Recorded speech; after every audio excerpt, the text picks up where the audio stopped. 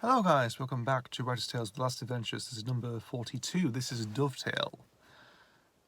The protagonists land on a satellite that's made of wood, home to luddite monks who have abandoned technology altogether and are living in a sort of medieval type setting in space. Because Earth has progressed in technology and a quite majority of people decide, who end up against, decide to go up against, go against it, and basically just create their own world in space. Made their own sort of planet, really, the satellite called the Arceon or the Archeon, depends how you pronounce it, and just live a peaceful life. With farming, use literature, all that sort, anything that sort of stuff, really.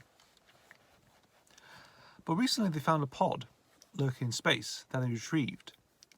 But this pod, this shiny metallic pod, breaks open and ends up taking over one of the sheep, well, the monks' sheep that they use in the field inside the satellite. The protagonists come over because they sort of landed. I think it was emergency landing, courtesy of Florence, the computer, and encounter the monks, of course. One thing to mention is that they obviously they hate the technology, and they sort of dismantle the sonic screwdriver, which they've just take away, really, because of its use and everything else. But while doing the meeting against the monks, including Brother John and all the rest, a sheep explodes, and this creature known as a bone wraith is running loose and is killing all the monks one by one.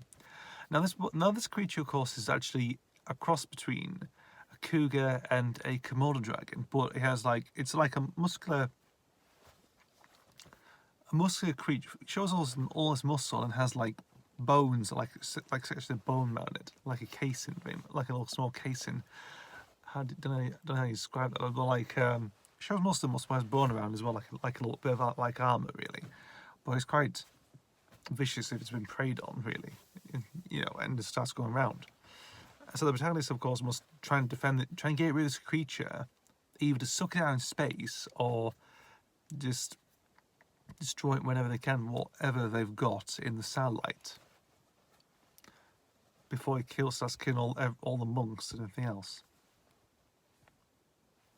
So this is a really interesting one, this is, because it's actually based on the original version of Alien 3 by Vincent Ward. Vincent Ward came up with this weird idea of a sequel, which him and John Fasno, I think that's how you pronounce him, his last name, I think it is.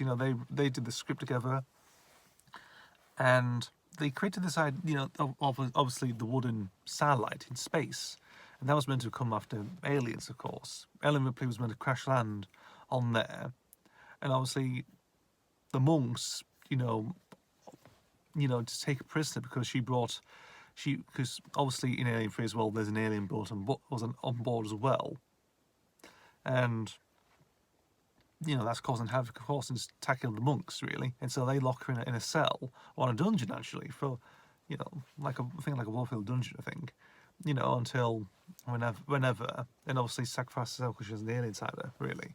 So a similar thing with the final version of Alien 3, of course, but that never got made, really, that version. To be fair, if you look at it, it'd probably be a bit strange, really. If you look at coming from Aliens to Alien 3, that would have been totally different, but obviously Vincent Ward did get credited for the eventual Alien 3, directed by David Fincher. But the idea of that wooden planet, of course, is actually would have been really interesting. I think in a Doctor Who type story, that would have been really interesting, actually, because it has the hallmarks. A wooden satellite or wooden planet inhabited by monks, have a little alien included. That's a recipe for a Doctor Who story. And yeah, I thought it'd be really, pretty interesting. I did start work on like a novelization type thing. I did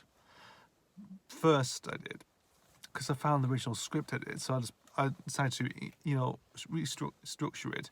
and also put the Doctor elements in it, but it never came to be. I think halfway through and then I just gave up on it really, you know. But the idea of keeping that actually I thought would be really interesting to do. Change a few things around, of course. With the bone wave, it's placed in the xenomorph, and I think most of the stuff has actually been kept in, like, well, obviously the whole thing with the quadruple xenomorph actually comes from a sheep. Actually, that's from the story, from the original story itself. And everything else is just maybe similar thing, really. You know, same characters, of course. On that regard.